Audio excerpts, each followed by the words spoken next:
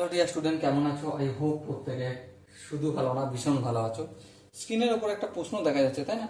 প্রশ্নটা কি সেটাকে মন দিয়ে পড়বো, বুঝবো, তারপর চ্যানেলটা সাবস্ক্রাইব করে অঙ্কটা করবো। ওকে, কি বলেছে দেখো। একটি স্তম্ভের শীর্ষ থেকে একই অনুভূমিক তলে অবস্থিত 60 মিটার উঁচু একটি বাড়ির শীর্ষ এবং পাদদেশের অবনতি কোণ যথাক্রমে 45 ডিগ্রি ও 60 ডিগ্রি। স্তম্ভটির উচ্চতা মিটারে কত? আমি প্রথমবার পড়লাম, অল্প বুঝতে পেরেছি, অল্প বুঝতে পারিনি। চলো আরেকবার একটু ভালো করে পড়ি।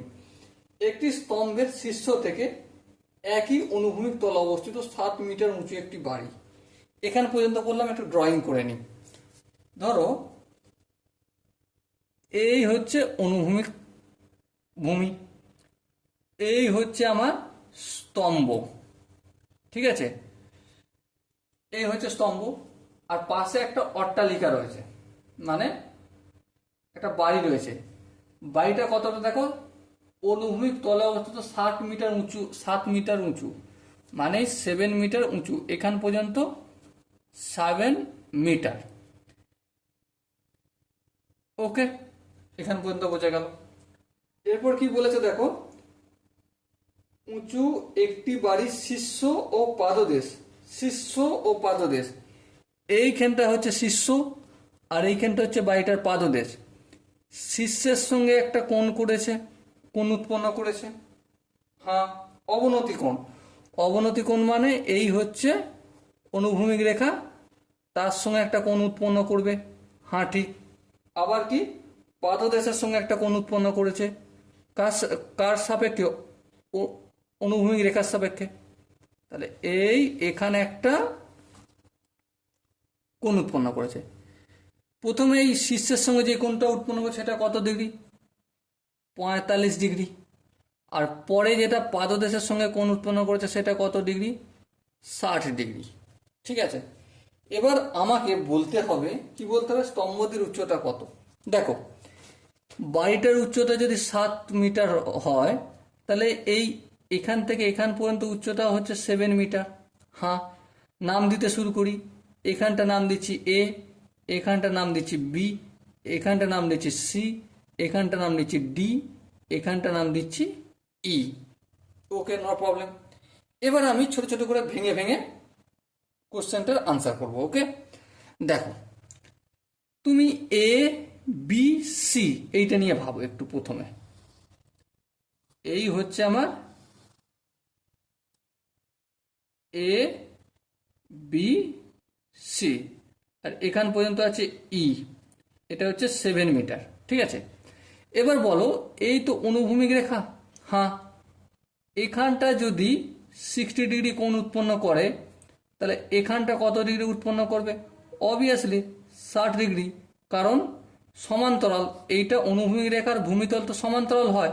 সমান্তরালের আমরা কি জানি, এই যে এই সমান্তরাল, এই কোণ উৎপন্ন করলো, এই কোণটার এই কোণটা সমান হবে, তাই না? এটা আমরা কোথায় শিখেছি? পরিমিতিতে শিখেছি, উপপাদ্য করতে গিয়ে। তো দেখো, এটা যদি 60 ডিগ্রি হয়, তাহলে এটাও 60 ডিগ্রি হবে। বেশ, তাহলে আমি একটা কথা বলতে পারি, এই কোণটার সাপেক্ষে, ঠিক আছে, এই কোণটার সাপেক্ষে লম্ব কোণটা এ বিটা লম্ব, লম্ব আর ভূমি কোণটা বিসিটা। তাহলে লম্ব বাই ভূমি এ বি বাই বিসি। লম্ব ভূমি কি হয় বলো বলো? লম্ব ভূমি ট্যান থিতা। লম্ব ভূমি টেনে ধর, তাই না? ট্যান 60 ডিগ্রি লিখলাম। হ্যাঁ ঠিক আছে। এ বি মানে কি? এ বি মানে, লক্ষ্য করো, এ বি মানে এ ই, এখানটা আমি এক্স ধরলাম, এখানটা এক্স, এক্স প্লাস 7 এখানটা, তাহলে এক্স প্লাস 7 লিখলাম। বেশ, আর এই বিসিটা বিসি থাক, এখানে বিসি রেখে দিলাম। আর ট্যান 60 ডিগ্রি ভ্যালু কত? √3। এই √3 করলাম। কোনো আপত্তি রয়েছে? না, কোনো আপত্তি নেই। যদি তাই হয়, আমি অঙ্কটা এখানেই থামিয়ে দিলাম। এবার একটা কথা বলি, এই যে বিসিটা আর ডিইটা দুটি সমান, তাহলে বিসি ইকুয়াল টু ডিই লিখে দিলাম। হ্যাঁ, দেখতেই পাচ্ছি সমান, কারণ এই যে উঁচু বাড়িটা এটা নিশ্চয়ই লম্বই হবে না, কাত করে তো হবে না, আর কোশ্চেনে বলেও নি। একটা ত্রিভুজের কাজ কমপ্লিট। এবারে দেখো এ ডি ই এই ত্রিভুজটা নিয়ে করব। এ ডি ই এই ত্রিভুজটা, এখানে প্রথমে আমরা ড্রয়িংটা অঙ্কন করে নিই। এ ডি আর এই ই, এ ডি ই। একটা কথা বলো, এখান দিয়ে একটা রেখা চলে গেছে সমান্তরালভাবে, অনুভূমি রেখা। এই কোণটা কতটা? 45 ডিগ্রি। তাহলে এই কোণটা কতটা হবে? অবভিয়াসলি 35 ডিগ্রি হবে। যদি তাই হয় তাহলে আমাকে একটা কথা বলো ভাই, যে এইটাকে আমি অ্যাঙ্গেল ধরে, এটা লম্ব আর এটা কি ভূমি, তা লম্ব বাই ভূমি, লম্ব কত?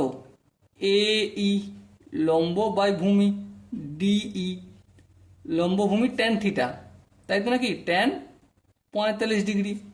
বেশ, এ ই মানে কি? এই মানে আমি এক্স ধরে নিয়েছি, দেখো দেখো এখানে এক্স তো ধরে নিয়েছি এই, তাহলে এই হলো আমার এক্স। আর ডিই, ডিই মানে কি? বিসি। হ্যাঁ, ডিই মানে বিসি, তাহলে লিখবে এখানে বিসি, লিখে দিলাম। আর ট্যান 45 ডিগ্রি মান তো এক, চলো করে দিলাম।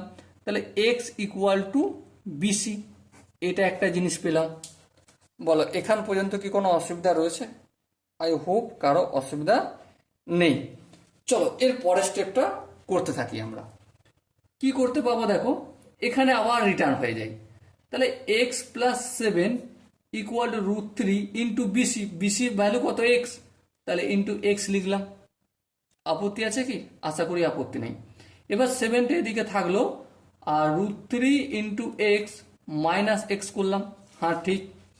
এবার দেখো 7টা থাকলো, √3 মাইনাস 1 ইন্টু এক্স হয়ে গেল। এক্সটা কি কমন নিলাম? হ্যাঁ। এবারে এটা যদি ডান দিক থেকে বাম দিকে পাঠাই, 7/√3 মাইনাস 1 হলো। হ্যাঁ ঠিক। এবারে দেখো এক্স ইকুয়াল টু 7/√3 মাইনাস 1 আছে তো, নিচের সাথে √3 প্লাস 1 করছি, তাহলে উপরের সাথেও √3 প্লাস 1 গুণ করতে হবে। হ্যাঁ ঠিক। তাহলে দেখো এ মাইনাস বি ইন্টু এ প্লাস বি, এ স্কোয়ার, এ স্কোয়ার বলতে 3 মাইনাস 1 স্কোয়ার মানে 1, তাহলে 7 ইন্টু √3 প্লাস 1 হলো। হ্যাঁ, তাহলে কি হলো এটা? 7 ইন্টু √3 প্লাস 1 বাই 3 থেকে 1 বিয়োগ করলে 2 হয়, তো এক্স এর ভ্যালু এটা হলো। ওকে, এত মিটার। কিন্তু এটাই কি উত্তর? না, এটা উত্তর নয়। আমাকে উত্তর জানতে চেয়েছে স্তম্ভের উচ্চতা। স্তম্ভের উচ্চতা মানে কি? আমরা শুধুমাত্র এই এক্স এর ভ্যালুটা জেনেছি, এখানটা জেনেছি। এবারে এক্স এর ভ্যালুর সঙ্গে এই 7 মিটারটা যোগ করে দিলেই হয়ে যাবে, তাই না? চলো ফটাফট করে যোগটা করে দিই। তাহলে স্তম্ভের উচ্চতা সমান 7√3 প্লাস 1/2 প্লাস 7। হ্যাঁ ঠিক। এবার সাথে নিচে কি মানে 1 আছে, তা লসাগু করলে হর 2, এটা 7√3 প্লাস 7 থাকলো, প্লাস 7 দুগুণে কত হয়ে যাবে? 14 হয়ে যাবে। তাহলে আলটিমেট কি বেরোলো? 21 প্লাস 7√3/2। বুঝাতে পারলাম কি? এরপর এই দুটো জায়গা থেকে 7 কমন নেবো, তাহলে 21 থেকে 7 গেলে 3, আর 7√3 থেকে 7 চলে গেলে √3, আর নিচে 2 থাকবে। এত মিটার আনসার হবে। আই হোপ অঙ্কের প্রতিটা স্টেপ বোধগম্য হয়েছে বা বোঝা গেছে। যদি কোনো স্টেপ বুঝতে অসুবিধা থাকে, ডাউট থাকে বা কনফিউশন থাকে, তার জন্য কি করতে হবে? কমেন্টে জানাতে হবে। ওকে, সো ডিয়ার স্টুডেন্ট, দেখা হচ্ছে পরবর্তী সেশনে। ততক্ষণ পর্যন্ত ভালো থেকো, সুস্থ থেকো এবং জয় হিন্দ।